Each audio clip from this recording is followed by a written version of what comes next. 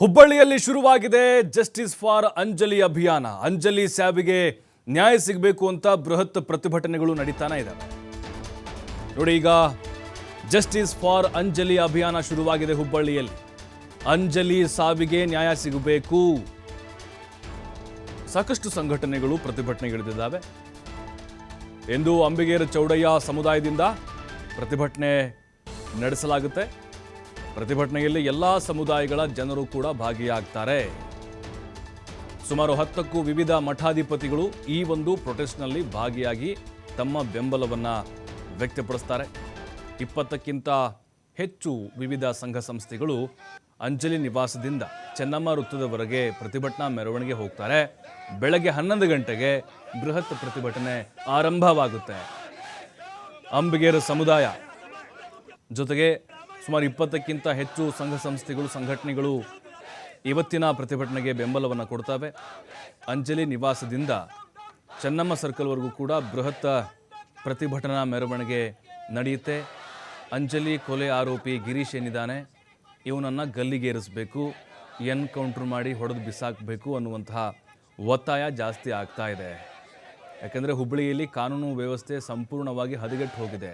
ಪೊಲೀಸರೇ ರಕ್ಷಣೆ ಕೊಡೋಕೆ ಹಿಂದೆ ಮುಂದೆ ನೋಡ್ತಾ ಇದ್ದಾರೆ ಅನ್ನುವಂಥ ಆರೋಪ ಏನಿದೆ ಸಾರ್ವಜನಿಕ ವಲಯದಲ್ಲಿ ಜಾಸ್ತಿ ಆಗ್ತಾ ಇದೆ.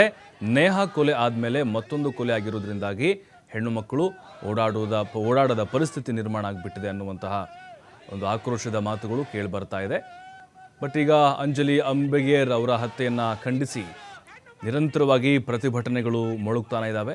10ಕ್ಕಿಂತ ಹೆಚ್ಚು ಮಠಾಧೀಶರು ಇವತ್ತಿನ ಪ್ರತಿಭಟನೆಗೆ ಬೆಂಬಲವನ್ನು ಕೊಡಲಿದ್ದಾರೆ. ನಾವು ಇನ್ನೊಂದು ಹೇಳೋದು ಅಂತ ಹೇಳಿದ್ರೆ ಒಂದು ಸಮುದಾಯಕ್ಕೆ ಇಲ್ಲಿ ಸೀಮಿತಗೊಳಿಸಬಾರ್ದು ಅಂತ. ಸಾವೇ ಹೆಣ್ಣು, ಹಾಗಾಗಿ ಎಲ್ರಿಗೂ ನೋವಾಗಿದೆ, ಆಕ್ರೋಶ ಇದೆ. ಪಕ್ಷಾತೀತವಾಗಿ ಜಾತ್ಯತೀತವಾಗಿ ಹೋರಾಟಗಳಾಗಬೇಕು. ಹಾಗಾಗಿ ಯಾವುದೇ ಒಂದು ಸಮುದಾಯ ನೇತೃತ್ವ ವಹಿಸ್ಕೊಳ್ಬೋದು, ಅದರಲ್ಲೇನು ಅನುಮಾನ ಇಲ್ಲ. ಆದರೆ ಒಂದಕ್ಕೆ ಸೀಮಿತ ಮಾಡೋದು ಬೇಡ ಅಂತ.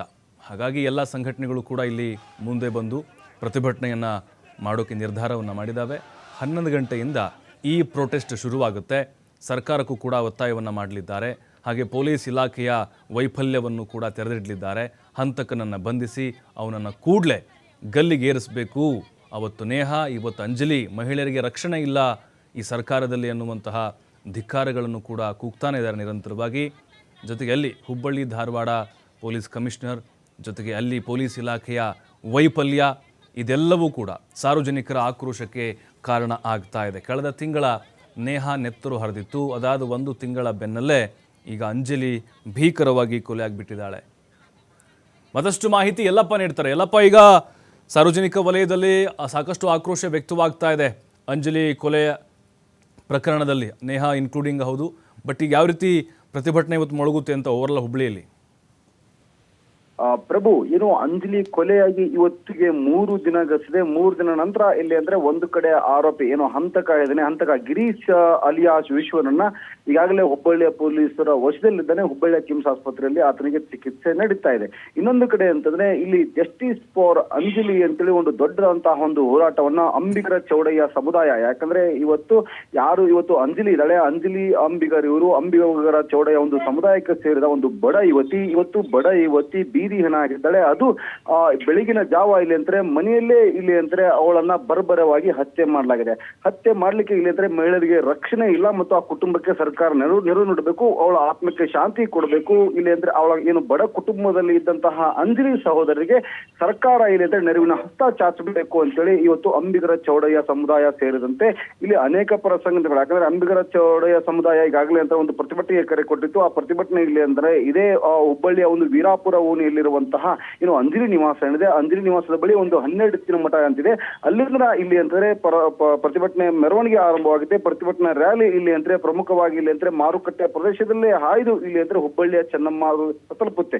ಹುಬ್ಬಳ್ಳಿಯ ಚೆನ್ನಮ್ಮರದಲ್ಲಿ ಸುಮಾರು ಇಲ್ಲಿ ಅಂದ್ರೆ 1 ಗಂಟೆಗಳ ಕಾಲ ಇಲ್ಲಿ ಅಂದ್ರೆ ಪ್ರತಿಭಟನೆ ಮಾಡ್ಲಿಕ್ಕೆ ಈಗಾಗಲೇ ಅಂತಾರೆ ಅನುಮತಿಯನ್ನ ತೆಗೆದುಕೊಂಡಿದ್ದಾರೆ. ಈ ಒಂದು ಪ್ರತಿಭಟನೆಯಲ್ಲಿ 10ಕ್ಕೂ ಹೆಚ್ಚು ಸ್ವಾಮೀಜಿಗಳು, ಶಿರಹಟ್ಟಿ ಫಕೀರ ದಿಂಗಾಲೇಶ್ವರ ಸ್ವಾಮೀಜಿಗಳು ಸೇರಿದಂತೆ 10ಕ್ಕೂ ಹೆಚ್ಚು ಸ್ವಾಮೀಜಿಗಳು ಸೇರ್ತಾರೆ. ಮತ್ತು ಇಲ್ಲಿ ಅಂದ್ರೆ ಅಂಜಲಿ ಸಹೋದರಿಯರು, ಅಂಜಲಿ ಇಲ್ಲಿ ಅಂತ ಅಂಜಲಿ ಅವರ ಅಜ್ಜಿ ಸಹ ಈ ಒಂದು ಪ್ರತಿಭಟನೆಯಲ್ಲಿ ಭಾಗಿಯಾಗ್ತಾರೆ. ಸುಮಾರು 10,000 ಜನರು ಸೇರಿ ಈ ಒಂದು ಪ್ರತಿಭಟನೆಯನ್ನ ಇವತ್ತು ಸರ್ಕಾರದ ವಿರುದ್ಧ ಇವತ್ತು ತೊಡೆತಟ್ಟಲಿದ್ದಾರೆ ಪ್ರಭು. ಆದ್ರೆ ಇನ್ನೊಂದು ಕಡೆ ಅಂತಂದ್ರೆ ಇದು ಒಂದು ಕಡೆ ಆದ್ರೆ ಈಗಾಗಲೇ ಅಂತಂದ್ರೆ ಯಾರು ಹಂತಕ ಇದ್ದಾನೆ, ಹಂತಕ ವಿಶ್ವನಿಗೆ ಹುಬ್ಬಳ್ಳಿಯ ಕಿಮ್ಸ್ ಆಸ್ಪತ್ರೆಯಲ್ಲಿ ಚಿಕಿತ್ಸೆ ನಡೆಸ್ತಾ ಇದೆ. ಆತನ ಆರೋಗ್ಯ ಚೇತರಿಸಿಕೊಳ್ಳಿಕ್ಕೆ 1 ವಾರ ಬೇಕಾಗಿದೆ ಪ್ರಭು.